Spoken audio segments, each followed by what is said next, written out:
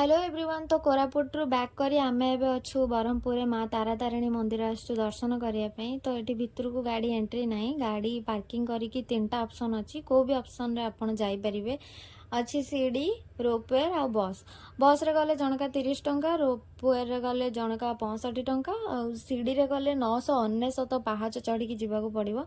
तो मु चूज करी रोपवे कहीं आगुरी केबे भी रोपवे बसिनी, फर्स्ट टाइम बसिली। टिके टिके डर लगुला, बेसी भी डर लगुनला, बाकी मजा लगुला। जिते ऊपर को गला बेलू तल को अनेला बेलू तलर सबकि देखा सेटा बहुत बढ़िया लगुला मत। आ प्रथम थर मंदिर आसी तारा तारिणी को देखापी कि आगुरी केबे भी मु माँ तारा तारिणी मंदिर आसीनी। टिके टिके डरी बहुत सारा एंजॉय करी फाइनली आम पहुँच जाइलु पहाड़ उपर माँ तारा तारिणी पाखे। बट पहुँचला बेलू पहाड़ पड़ जाता से आम फास्ट मंदिर चारिपटे बुलिलु। देन तापर आम प्रसाद खाइलु। प्रसाद खाई सारापर सांगे सांगे पहाड़ फिटिला। आम माँ को दर्शन कलु। जेहेतु फोन अलाउ नाला भितर वीडियो करिया अलाउ नाला से मु बाहर ही देखिए दूची।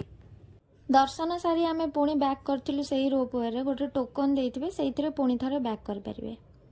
देखा नेक्स्ट ब्लॉग रे। Thank you for watching. Do like share and subscribe. Video देखुंत लाइक करना, सब्सक्राइब भी करना, लाइक सब्सक्राइब कर दिंतु। बाय।